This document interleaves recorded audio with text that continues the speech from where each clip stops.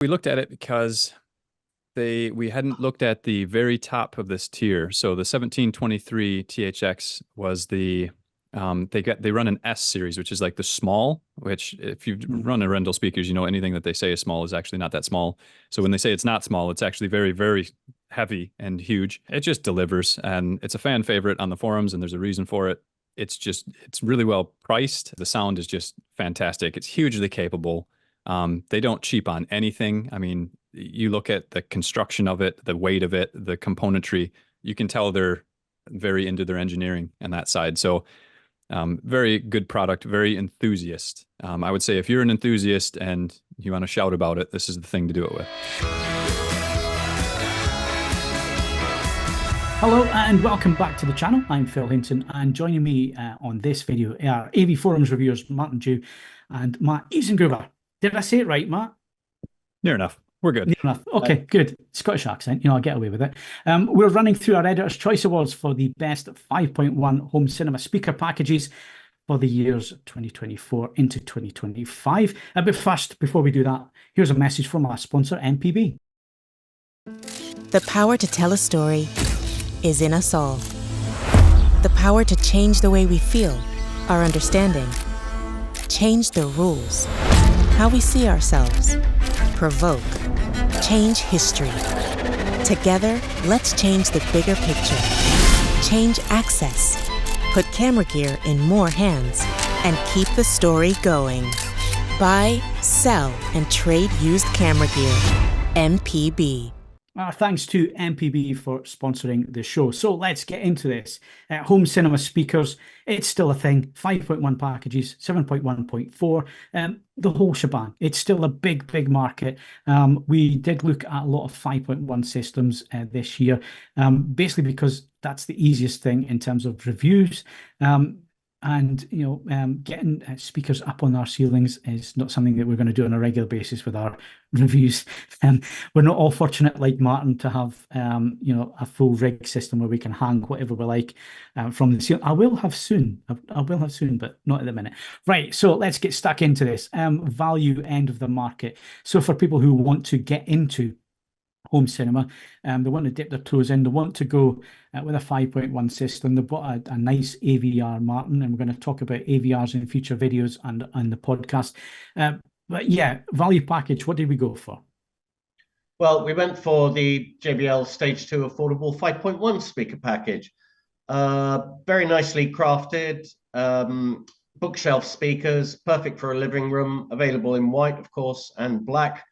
But I was very impressed. I ran these with the Denon X1800H and seemed to be a perfect match for those speakers. The sub is very competent. And this is the thing with JBL. They seem to be stepping up in so many different areas at the moment.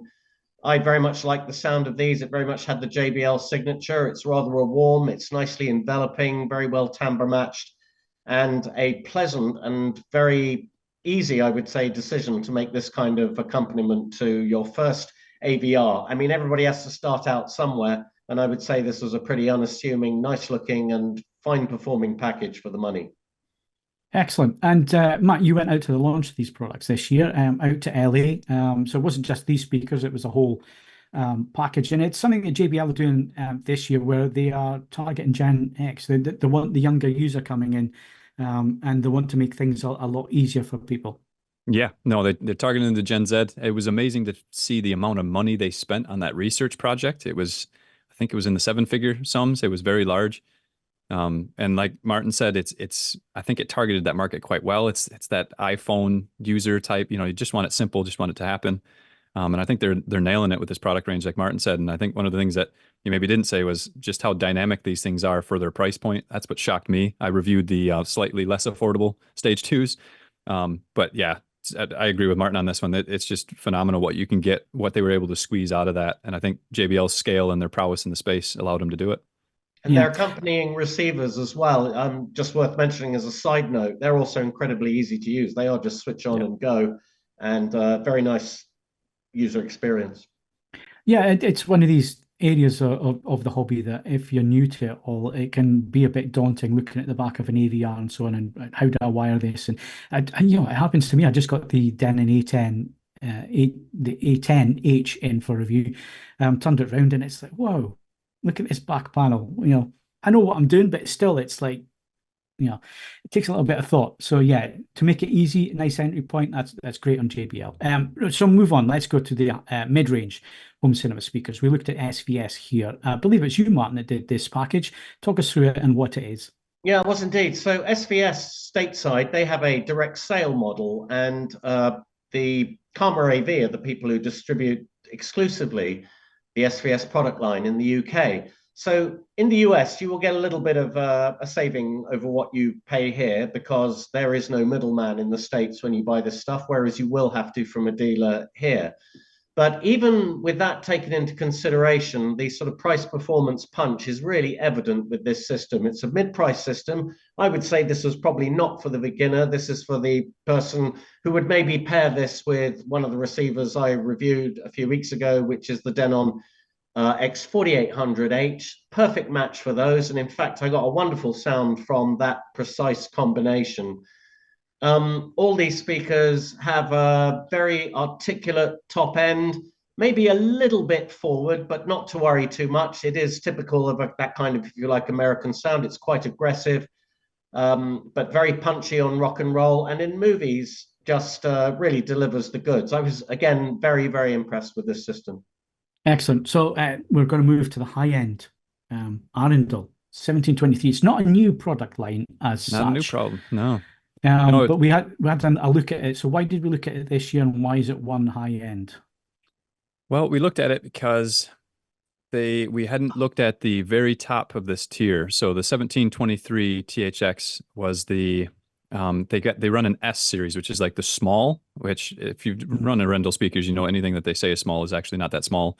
So when they say it's not small, it's actually very, very heavy and huge.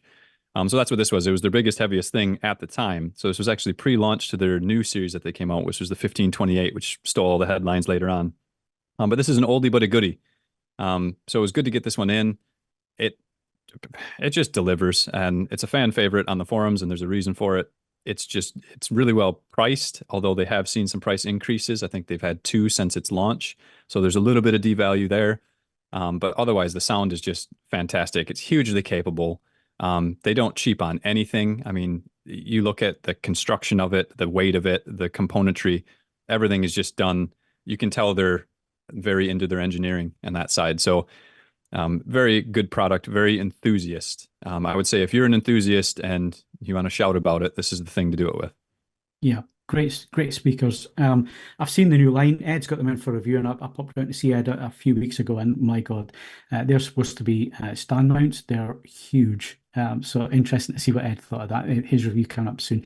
So let's move on to best inspirational home cinema speakers. We're back to SVS and back to you, Matt. Yeah. So again, Martin grabbed the bookshelves on these, and then I got I tried to grab the big baddies. So this was the big alien looking towers that had the special geometry on them. So they got the flexed. It's like a C shape, and it gives the time alignment on that is what it's supposed to be given. And that was really good. And the way that they look, definitely eye catching. I had some people round for this one when these came by, and quite quickly, I mean, instantly identifiable. So if you're looking for an aesthetic piece, it'll definitely deliver there. And sound is typical SVS at what you're looking at here. So it was really good and something to aspire to. Yeah, absolutely. So, and rounding off the speaker packages was one that I looked at. I haven't looked at speaker packages for a little while.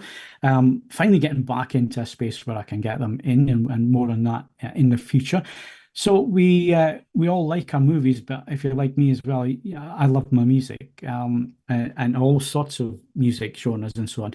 And to me, I think that a system should do both very, very well.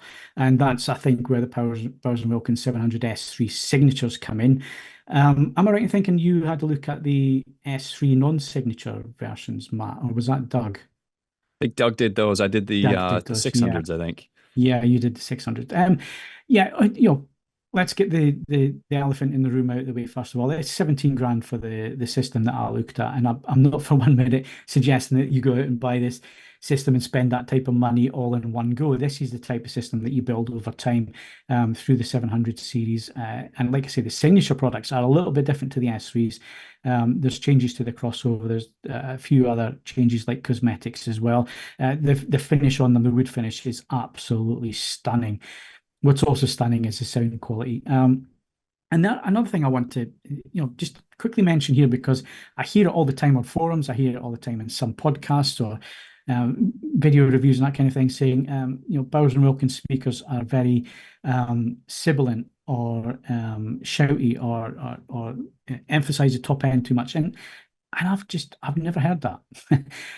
Every time I've demoed speakers from Bowers and Wilkins, when I've been in Abbey Road Studios, and I've been there quite a number of times, listening to the 800 D4s, 801 D4s in the main control room or in Studio 2, they just sound effortless and natural sound, the way that sound should be. And the 700 series, although they don't hit the same level as the 800, you're getting a lot of the 800 technology in these. And you still get that sound. You still get that Bowers and Wilkins natural clarity. It's a neutral sound.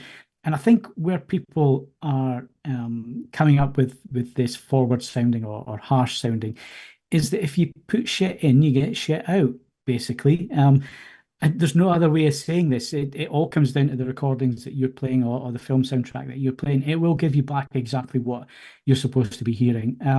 This system was made up of the 702 S3 floor standard signatures, the 705s, and the new center speaker. It's the first time center speaker has been given the signature experience or upgrade. Phenomenal system. If your budget can stretch that far and you love your music as well as your movies, does movies great. Music is sensational on these speakers, and I've lived with 702 S3s for a little bit of time now, and I absolutely love them. I love the sound signature. So yeah, excellent set of speakers there, and they got our movies and music set up. So we just have to come to the best home cinema speaker manufacturer of the year. Can anybody guess? Anybody guess? Matt, why don't you tell us who it was? It was SVS this year. Obviously, they hit the industry with this new design. That was a showstopper. It was a floor catcher. I think that hit every major news outlet thing. Everybody was talking about them. And then we finally got them in and they delivered. So it was good. Yeah, excellent. Special mention to JBL as well. They only just missed out on that award. It was a very, very close call. JBL are definitely doing some good stuff as well. So, yeah, depending on which end of the market you're at, what you're looking for, SVS get it, but only just. But well done, SVS. And that's it for this video. Thank you very much for watching. We'll see you in the next one. Goodbye. Bye. See ya.